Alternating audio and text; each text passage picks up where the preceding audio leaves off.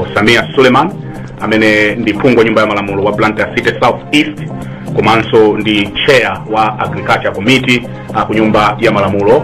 Yowanso ndi the National Organizing Secretary NOS ku chipani cha Democratic Progressive DPP.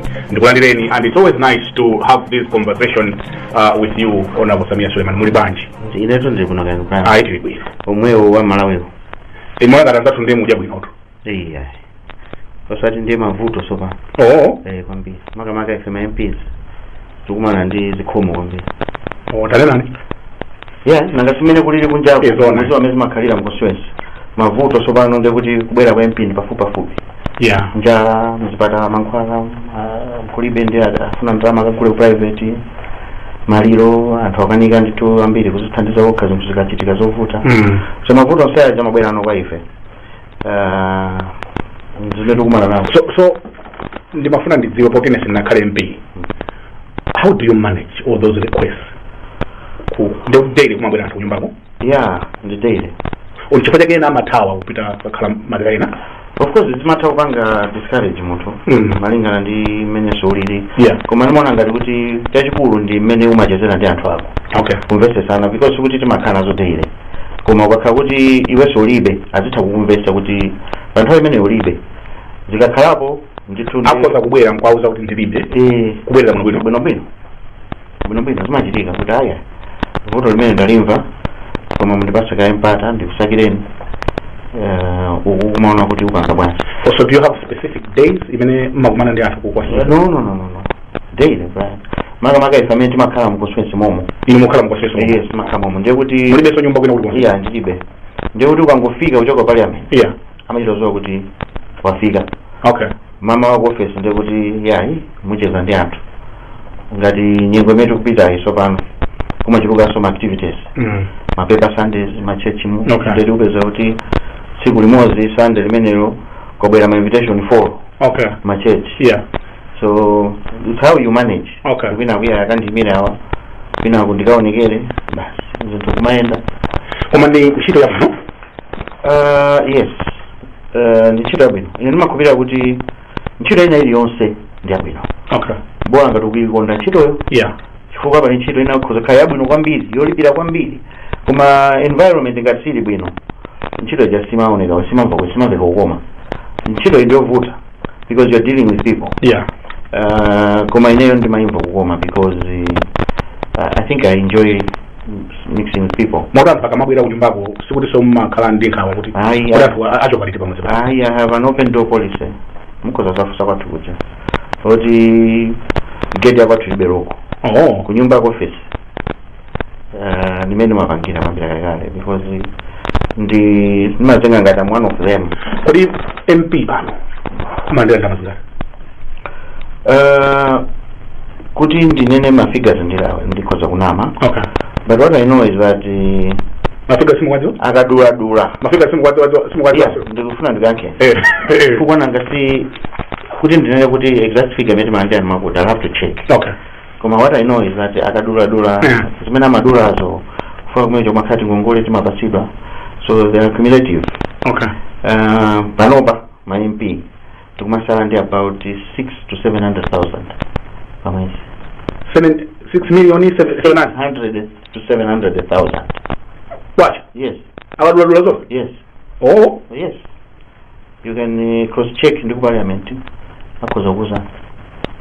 Ntchito yofuta baya. Ntchito yofuta. Ntchito yofuta. Chifukwa ukangoti walwa kumenemo. Yeah. Mwenje kumakhala ni mwayotenga ngongole ya galimoto ndi kumakhala soti ngongole tina. So umakhala kuti ukuchokerako wasiyako maenje. Okay. Ku campaign. Yeah. Ndio matenga zimenezi. Okay. Anga si ubeze poyambira. Kumano zimapeteka because it's a long term pain that you go through. Ndio mpaka na muzamalize. Ndio katika mukhozo peza kuti mina ngongole kamozi katha. Koma nthawi mweyo akupanganiso no offer kena. Sunga gani because you as an MP umafika kukenda matalizonse. Okay.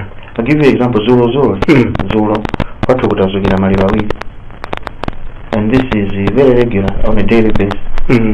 Tekuti nao mali wacho ndio tikule boko coffee titumize lole katenge mali cholo abwere akaike enawo mali wali ku Queens ndio tikakule coffin tikatenge mali wa Queens apite mu consensus akaike.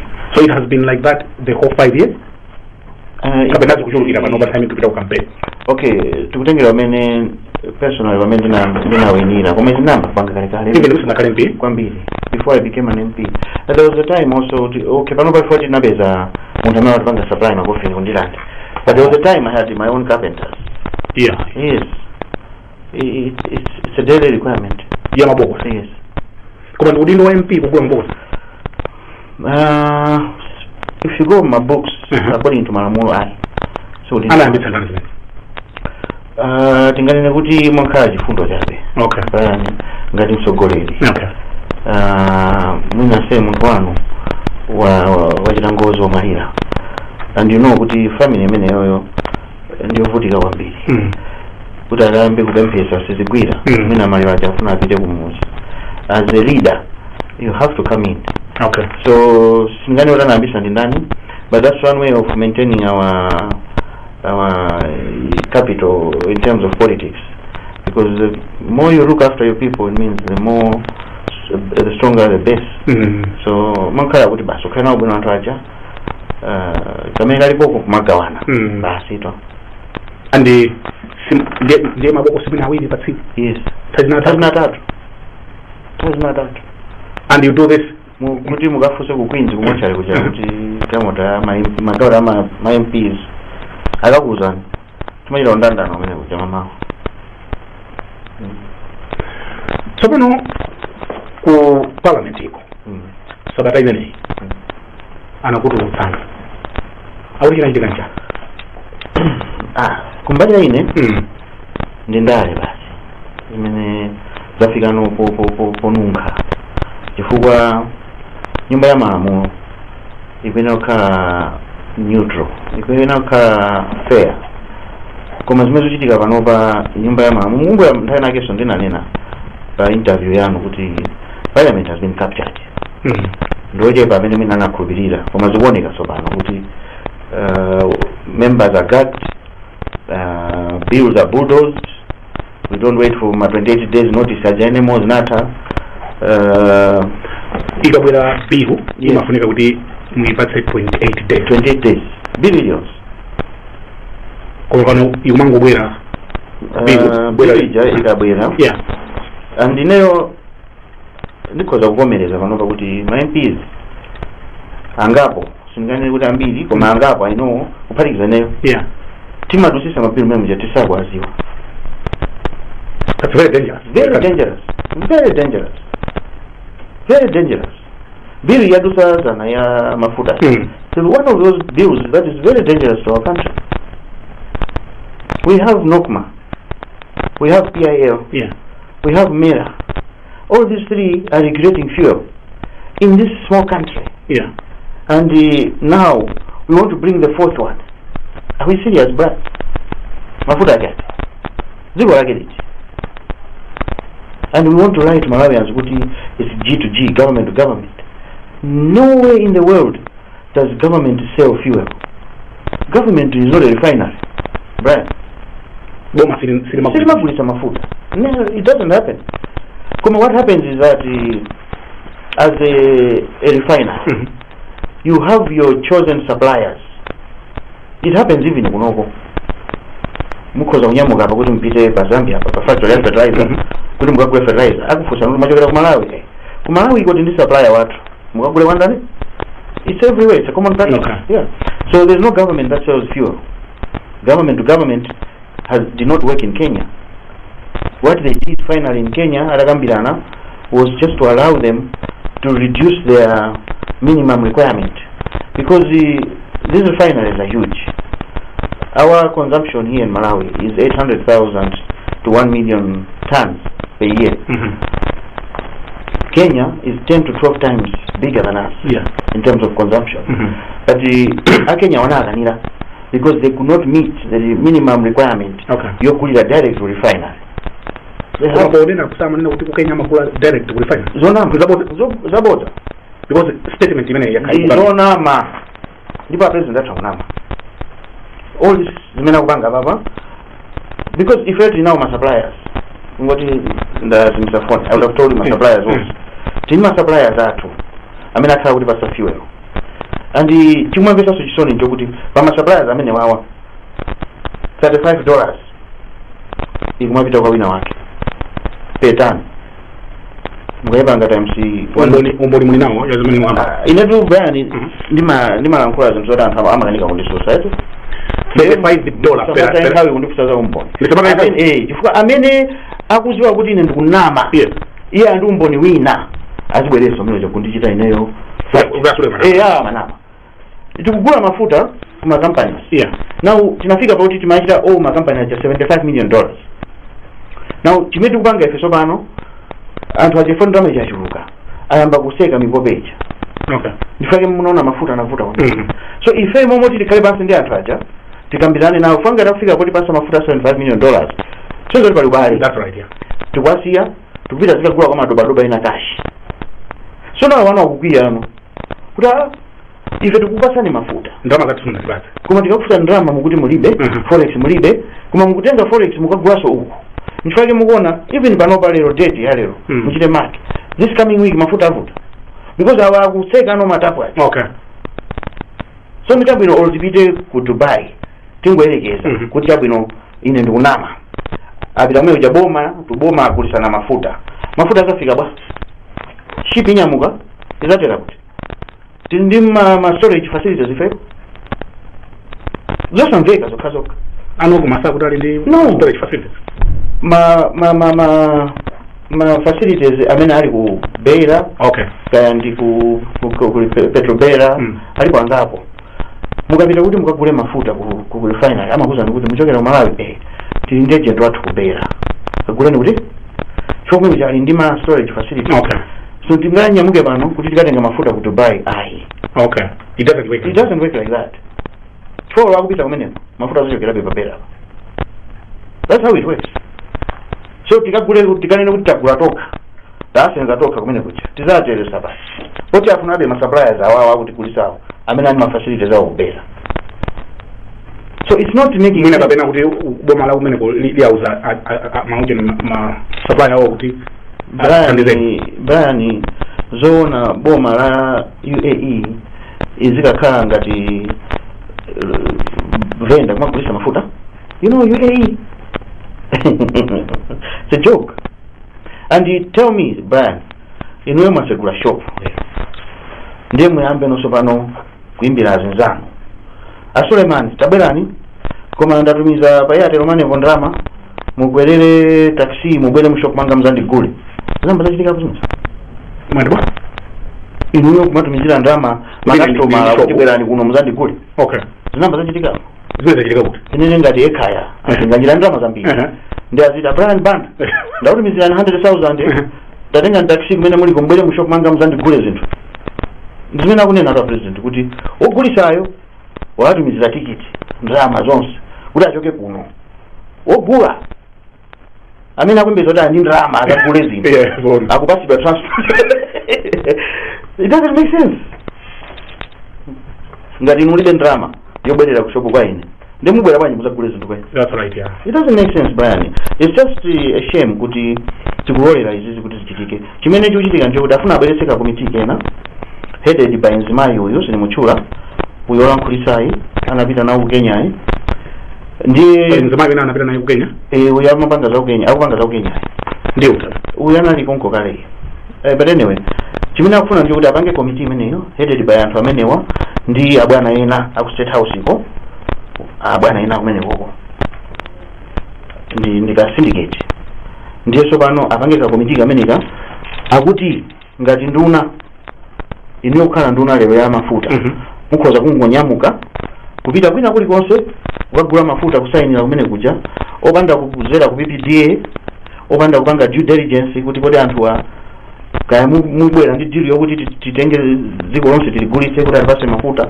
inuyo anduna mundi mphamvu imene chikupanga nawo ndimene amakambira na kwala ndimene zikuchitika bill ya site bill managers to kill Nokma to kill Mera to kill IPF kuti no fuel azichidwa control ni munthu mmodzi and zero control ku State House because ayi kama anthu mukakomitika amene kati kuti kazigulano mafuta headed by akuluakulu State House.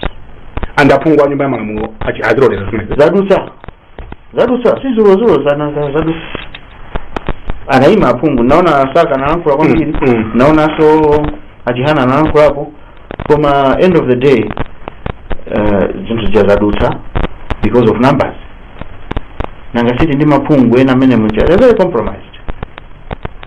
We're supposed to take our country first. Bani lero kule MCP kama kubera DPP mkuja kubera UTM end of the day izindipani zote zimabera zimatani. When you say Malawi remains when you say kuti aphungu ena za compromise mufuna unena kuti ndimene siza chilendo bani maona mite magwirira ntchito tili mwaziphungu 193.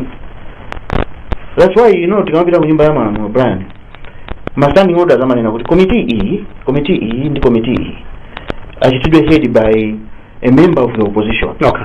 Anapanga zimene zija deliberate kuti ma checks and balances azichitika komanso pasamakhale kukondera kuti yapoti chichabwera ndi aboma foka ka opposition ndikuti muchiyang'anisa zinthu bwino at a different angle than waboma. Komano muona kuti ma committees ambiri amene amayenera kukhala ndi chairman wa opposition. Ma chairman walimo opposition. Point of entry yao ndi opposition. Okay. Koma pano pasa opposition.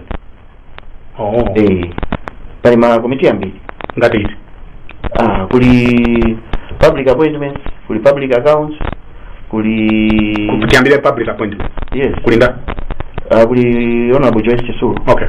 So ndi opposition entry point yao ndi DPP. Okay. Analowa ngati wa DPP. Yes. Panafunika opposition. Yes, kuti a president akanena kuti ndasankha Brian Banda. Yeah. Kuti akhale inspector general. Yeah.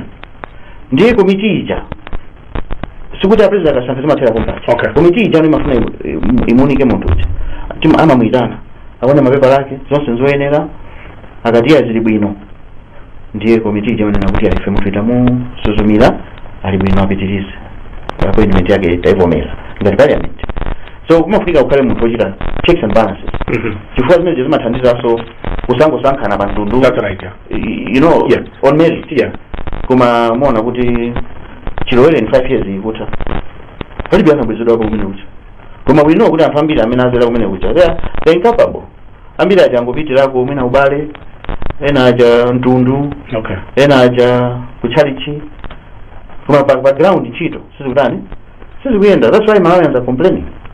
So pamafunika kuti pakhale wa opposition. Yes. To provide checks and balances. Yes. But you are telling us on this network. Yes. Kuti sizili choncho. My committee, natural resources, is headed by Honorable Enan Chirenga. You know what Honorable Enan Chirenga and DPP, koma amagwira chino tiboma. Joyce Chisulu, sikuti ndikunena message. Okay. Sikuti ndikunyoza. Yes, that's but I'm being honest. Yes, that's right. Ndi analo amene mjangala DPP, koma amagwira chino tiboma. Moti ndamvaso kuti ivi kumakokasi. Aboma amatani, amabezeka. Makokasi achipani chalamula. Anthu amene. Okay. Ndithu agwira limodzi sizobisa. And sikuti ndichitenga ngati chinthu choyipa. It's their choice. Okay. Koma I'm just being honest kuti iwo akuziwa malamulo kuti malamulo samalorize. Akanasiya ntchitoyo kuti pabwere munthu weniweni amene azichita checks and balances. Okay. Iwo azipanga za bonus. It's not an issue. Chimodzimodzi uspeaker Brian president wa MCP ndazakwera. First vice president ndagotani hara. This is not even personal, koma it's the truth. A president tingorekeza vano vapita ku Dubai. Chipani vano kwendesa nda. Ndio vice president. A vice president. Amene ali nda. Na Butani. Amene so aya speaker. Okay. So ndipita bwanji ne parliament ndikanene kuti a president IMCP talongosa ni mwino nyamatana na nyamula zikwanje museumu. Ndio kuti ndikhanga ndikunyoza a speaker. Okay. Pamene ku democracy bali. We have seen mbuyomo anthu ena kusankhidwa mpando kuchipani ndikusiya ku parliament. Zimachitika. So it's compromised. A speaker to the president MCP. Imene seli boma chipani chimene chikulamula boma. A second deputy speaker, a first deputy speaker akazombo ndi MCP. So do you think ineyo munthu wa DPP mene mujandinga pasidwe chance or even kuti nditakasuke tukhala mumangika atu ambiri mukhala mumangika tukhala momangika. I believe even siku lija unachitika ka fracas yo. It wasn't even a fracas. Because akazombo ntaima koyamba. Yeah. Ndi pangali sai nyona kuti andipatsa flow ine kukhala mpaka na mafunso atano pita kwa khumbizo cha moto. Tapita ku break kubwera ndaimaso ndapangaso gadget ja kuti budget ni gadget anyola okay. Ndi majira press undofuna ndilankule point of order you are supposed to be there for night zone na kuti point of order is not zokuwaza kuti tizingoweza machine yo koma mwina ngati sakugwira bwino nokhoza okay yeah because in technology metu kufunzira kumene okay paka ndaimaso ndana nenaso kuti branda ICU ina okay koma naone sasa kuti atenge uyo amaliza ine kuima undipanga yoncho utenga tena kwa basi winding up neto ndena imo da speaker lesa mandichura ndibelele inayo ndizinthu kutima kunali tumato kwa inayo mwe mino ndilibe nakonzekera kumene mwana ndichura mwe ndilankule ndibase nipata ndilankule ndi aya ukuchita mano ndi anazaima sono akaima iweyo umafunika ukhale basi okay malamu ake napene okay kumata ima athamu yeso kunazema achakonda ndi ineyo now I was confused kuti chichitikani chani ndenda zangomva kuti 105 one day kena kuka yeah 2 days kunda kabisa chani haya basi ukiankaso 5 days inaacha bwino ndimene ndimatuluka komano sizikwena utero ndikuona ngati kutsogoloko kuti parliamentary zizakhala bwino tisiye izo masansa kuzibanisi kukhala ma speakers amakhale ndindo wa chipani Brian ma parliament ena amapanga kachoncho amachita nominate akozopanga nominate nake kandi bungwe kandi yani anthu atatu amene kandi ma retired judges amene amaziwa za malamulo and mina izikhala no competition amene achobwera pale apindu kuja maina aja ife ndikuvota kuti tufuna uyo koma samakhale watu amene mchifukwa bazikhala bias sizimaenda so anakupatsani suspend ya 5 days ndeno makabezekanso muyenderanso federeza small order authority wa suspend sama amakagwiranso ntchito suspend ya ine ndiya mchemba kuti ndisalowe mchemba 5 days 105 kuti ndanditukusa mwe koma sana ndichoso MP sana ndichoso lindo wanga wa agriculture committee ndine chairman wa agriculture committee and it's part of my job kuteko apa sinathe kuendera ndipita aso kusoda pa wenefare ndipita kwa admaki ndiendera nditu because my institution amenewa answerable to Malawians kuja ndalama za Malawi when I say akuja meaning kuti akulandira akulipiridwa ndalama za Malawi and Malawians should demand service from them. That's the only way as we can progress as a nation. Let our institutions be on top of things. Now kuti mina I'm restricted to agriculture. Ndikana kundaso kaendera immigration sizikuenda. Road traffic sizikuenda. I thought by now ndama zinezima chitidwa road traffic. Nzambiri party zano pana target. We should have had state of the art road traffic department. Tikakata manga zintu sokongola kukhala kuti ma officers on stage they are working just smart zija. Vita road traffic mamawa ukatengeko license within 1 hour obwerako. Panoti inokuti mukapanga new license because akutameza ndikumba chocho service is at the west. We need to improve service delivery.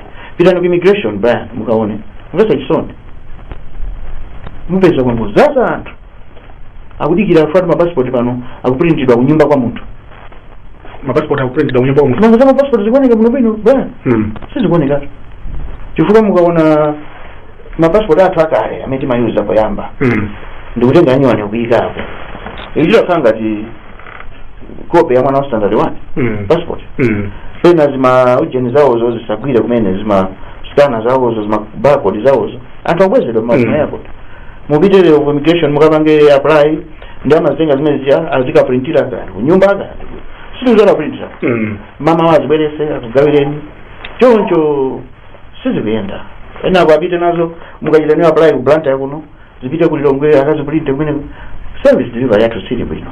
Go to the hospitals ngati mwina muli ndicho tupa mfuna mupite ku theater Brian, you have to tip, you have to bribe kuta kugalo mu theater mucha otherwise umwalira nacho chintu cho.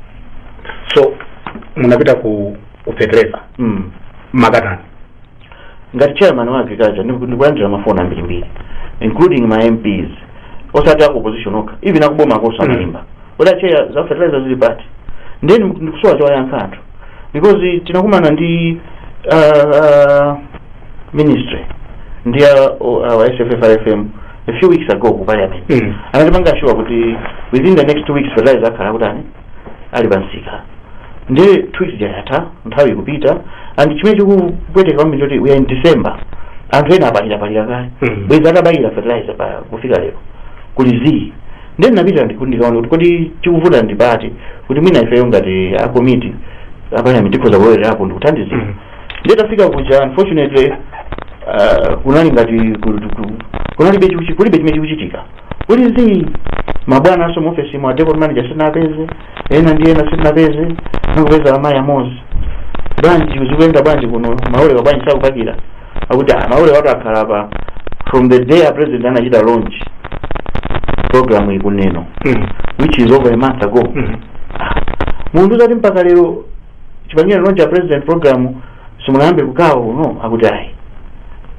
chabwino mpaka nawa mawe house muli ma fertilizer of course muli wa Mediterranean muli wa export trading amangochita range mawe house okay si watu ya swaboma so AIB kukacheza ndia anthu kuona sizoyenda ndena nyamuka ano fasi iwo kunalibe napita head office kuli mi house takana nawo pansi kuti achimene zikuti bwanji anthu akudikira fertilizer ndipo amene amalongosola kuti si voto siwo koma ku finance ndi ku treasury ndi ku reserve bank ndimene ukanga kuti sizikuyenda inu mesa manena kuti treasury akupasa 50 billion 2 weeks ago of course ndiyo chepa because budget in 161 koma 50 yo tinalina kuona ka movement kana lake akutia tikumagula apo ndi apo moda amene tinali naye ndameta kanga tagawa magawa kuti pali ku south kuno sizikumveka kuti kulifeteleza pena pake ndipeza kuti yayi kuona ma figures fertilizer insewu chopita ku chigawo cha pakati akosabwino ndiye tipanga bwanji nanga pota wa African Development Bank atipasa $28 million komanso a World Bank atipasa $92 million yoti ithandizire drought ndi kugula fertilizer zikuyenda bwanji kuti amene wana dollars ndi zankha zake of course yayi ndi ku treasury ko mananga yake amene ku reserve bank sama dollars wa abwera kuti gulezi pano tumungwasunga. So you want to tell us kuti mutapitako simunapeze fertilizer kulibe bwana inu mnyamuke tikatenda view mpita mukawo zitandona fertilizer wa AIB wa bomba kulibe rotumba kulibe andijimanga chukukula tu kumweleko mukapita Somalia na wachilazulu Kalombe Mwanje chimanga chili maundo abalira kale anthu utekwa nopa fertilizer okulisa benzala tishidwa kale. This is December, brother. Now what is making the situation worse? Mbeu seed has become unaffordable to a smallholder farmer. Panoba 5 kg ya mbeu mitengo ya lero 5 kg ya mbeu ndimbira mtu kunzimba is 50,000. 5 kg dikapo 10 kg 100,000. So pa 5 kg baja mwana libo mabijirapo contribute 4,000. Muntu akaitenga kuti 46,000 muntu smallholder wakumusi. So akulepera kugula mbeu akuzala mbeu ya loko. Na mbeu ya loko imachedwa kucha tu imafunika so fertilizer kuti ndiye muzale mbeu ya loko fertilizer sumu na baili mugola kuti kuchaka cha mawaji apa zimene kupanga tukupiga tukukandira baba njala cha mawa tukipanga ina zonse chisoni chifukwa tinali ndizi zizindikiro zonse zokuti konzekerani tu siku libino kusogoloko fetakarikulanko ati a number of beneficiaries, but now make the program efficient could actually produce my results. So that's why ndumani na kuvuta kwa nipeli ndijani kuti ile ndalama tele kama unaona leadership. Kwa leadership siri bino. Angokuma nantuwa. Those even kundu nako. Performance ya ku ministry ya agriculture inonga li Malawi. Sanduze. Angokuwa mega farm. You cannot even show me 1 mega farm imene yayambika ndi boma ili ndikumalizidwa kuti is functional, not even one. Koma daily mega farm akajambule ma private farm anthu azitonesa ma pictures aziti mega farm. Kodi zithunzi zikuyenda zikasi mukaona zithunzi ndikuti ndi za Demeter farm kapena kuchinji kuja kupanga za wheat ma farm private farmers. Wasiza boma sasa. Palibe za boma lake. Palibe mega farm imene anganene kuti mega farm iyi tayamba ife ya boma kuimaliza. Bora akananena kuti chifukwa cha DPP kuna zalidwa masikimu ambiri. Masikimu amene ajana nataka kuti they are fully functional panopa. Mukapita kualonga kuti nthawi rola rice scheme, mukapita pa Nkatabe pa rice scheme, Baraka umu Nkota Mangochi muli masikimu ambiri. Masikimu aja there were some at 50%. Koma panopa they have been abandoned. Akanango kuti masikimu ayambe kugwira ntchito. Tikanena kuti anthu nawo amene atithandiza 3 years zakanika kuti tikhale ndi successful AIP program. That's why nduna tumina ango situla pansi zakanika kale tichitepena kale ndi the honorable Samia Suleiman ndiye manena kuti in your assessment maona kuti anduna agriculture sakutithandiza angatule pansi udindo. Yes, anduna agriculture because namene I'm aligned to zakanika koma nduna zambiri zimene zikulephera ntchito zambiri. Brian kuli cabinet muntu mmodzi tu cabinet yathu ndiye akanakhala isintha kale cabinet a president sizikuyenda koma naona ali ligi akupanga chani mangono ngati ali ligi akuthamanga koma zopanda pake nanga nduna nthawi ino kumapita akayimika galimoto panja pa skulu amene alembeseyo azibwera pano azenga 1000 ntchito imene ndi anduna zochitika dzikomo ma pictures are ma social media. Bani, this country has become a joke. A joke. And in even mawa jamani na APM kuti running a government is a serious business. You need to be serious. You are looking after over 20 million people. And these people gave you their vote. Their vote meant they had confidence in you. They had hope in you. They had ambitions and dreams through you, and you come there, you forget about these people. But you focus, by the way, and your immediate friends and family. Brian, this country has become a joke. A joke. Example, in fertilizer, Brian. As a country, we need 200,000 tons a year for our program. Do you know, Banoba Boma sign 600,000 tons contract ni sheke uja woku Dubai akuti sheke asimi boma lomwela saina 600,000 tons ndi East Bridge boma lomwela saina ndima local suppliers almost 30 mukapatikiza matani jonse wa meta sainawa over 1.5 million tons, yet we only need 200,000. Is that not a joke? Kodi East Bridge saja mukazo sizigenda. Yes. Ndienda bado masisa sotaba marumu ya mingi. Not usita tabwa. I'll tell you what happened. If a city must sign a contract if the parliament had to oversight. Yeah. They are not doing agriculture. Ku parliament. It's on record.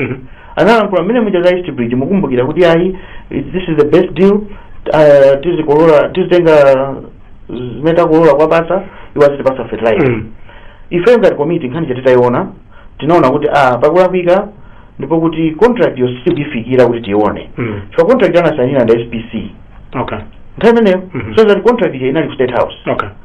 Tiveza bwanji kuti tiunikire zimakanika ndeti nanena kuti contract iyi muichose ku State House ipite ku SFFRFM so that kukhale transparency ifeso tikaiunikire kuno bwino tipelekepo maganizo athu. Zimene janapanga kumata panga sana fune kutiuza. Tinangodabwa kuti East Bridge contract afuna ndo panga supply fertilizer. Then we called the minister tamva kuti zimene timafuna zija mabanga. Nanga bwanji simu kuti pasa contract ione. Ndio SFFRFM anati pasa contract tinaiunikira pa ma suppliers amene alipo. University pamenepo. Pa ma suppliers amene alipo. Tingathe kunena kuti ngati committee tinachita recommend East Bridge. Chifukwa chani? One, avomera kuti akhoza kuti pasa fertilizer pangongole ya 120 days munivese pamenepo. 2 avomera kuti akhoza kuti pasa fertilizer posafuna forex koma azilandira magwacha zimene munkanena kuti timafuna ife zija singatheke zimenezo. So chapangitsa kuti musinthe all of a sudden. ndikukuza nino zifukwa zake zapangitsa kuti tisinthe. Okay. Then titaunikira taonanso kuti ali ndi 60,000 tons pa Lusaka. Lusaka is close to Malawi. Kuti itakula fertilizer ameneyo pa factory ya Lusaka within a day tikhoza kwamba utandamba kulandira fertilizer. Siziyedwa kusana ndi kuti tikagule kutali kuti zitenge 1 month pa ship. So we said okay, ICBG chikuvuta ndi chani kuti atubwerese fertilizer wayo kumalawi kuno tiyambepo kugawa. Anena kuti ICBG are ready kubweresa fertilizer koma tikuchedwesa ndifeyo siti kwapasa LC. LC mfuna mupereke kuti auti LC is a letter of credit that guarantees you a payment.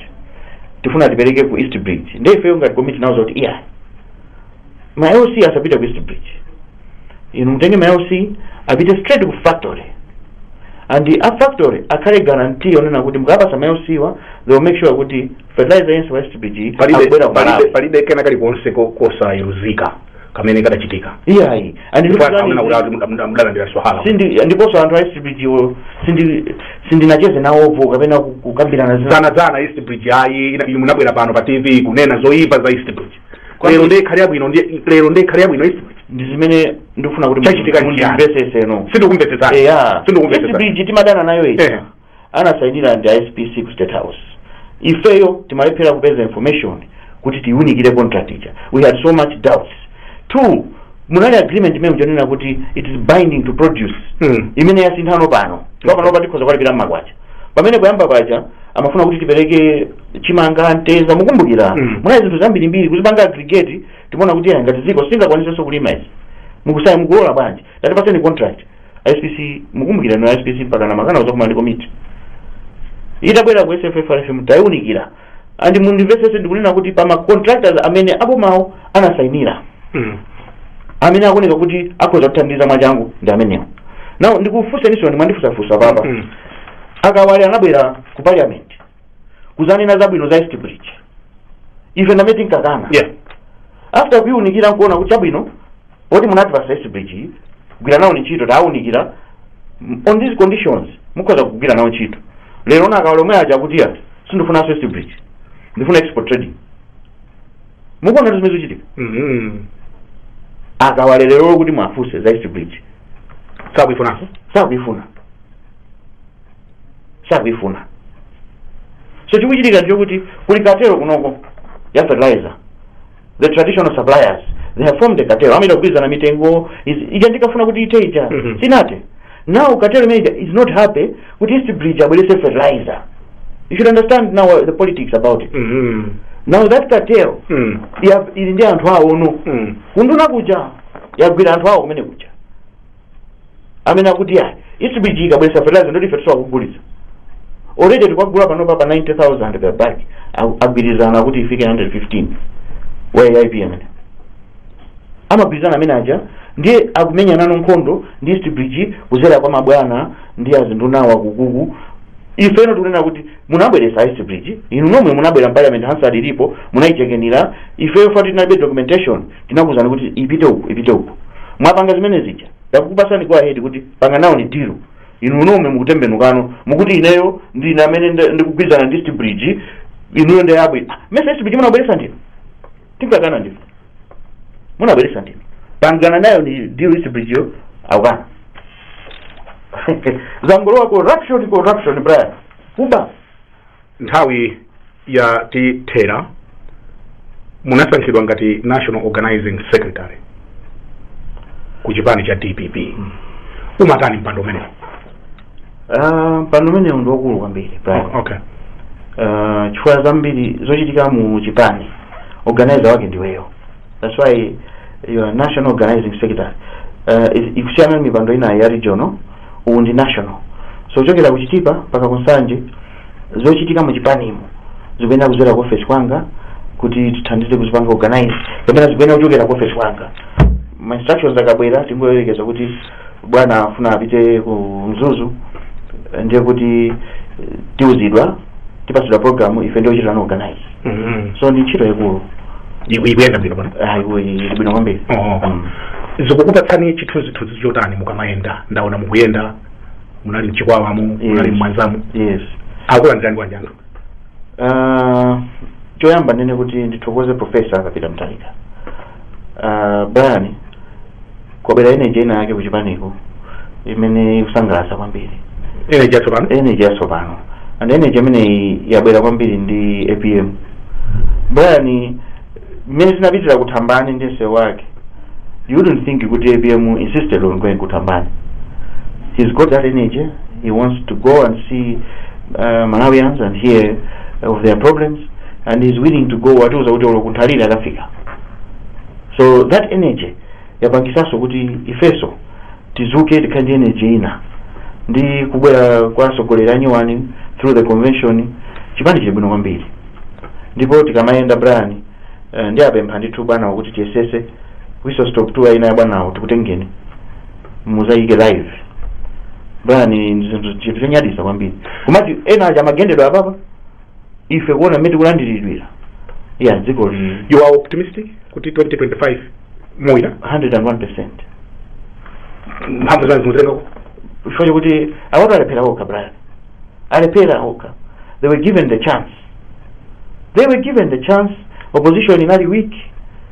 Sangana mekuti zitimalepera kupanga ifoti opposition imatire peresa ali kunalibe kuti situdisisa budget kuti aoneke ngatolepera ai zinaso timasapota you know kuma alepera Brian.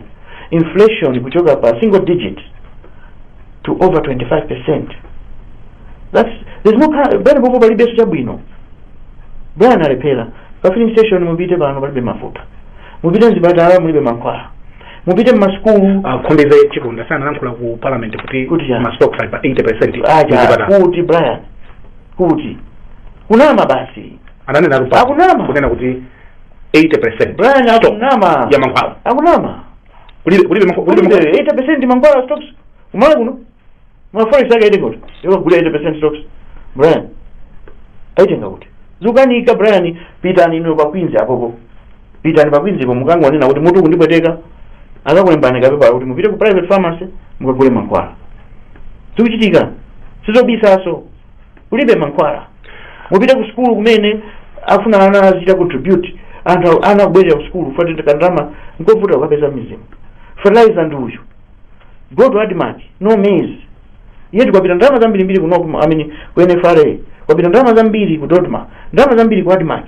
but the country has not even one bag of stock in stock. But it has become a big problem panopa muntu amene akulandira less paid people mina 60-70,000 100,000 pa mwezi akagule thumba lachimanga 50,000. How is he going to survive in 50,000 ndio sanagaise sanagule ndiwo sanatengere mwana uchipatala sanagule mwana uniform school pene pomina madam afuna nawo kameshi mutu you cannot survive. Malawi is finished Brian. It needs someone to rescue this country, and donors have lost confidence in us. They will not come to help us under this administration. No. APM. Why? Because he did it. We are talking with reference. You remember Kashigate? Who fixed that problem? 5 years.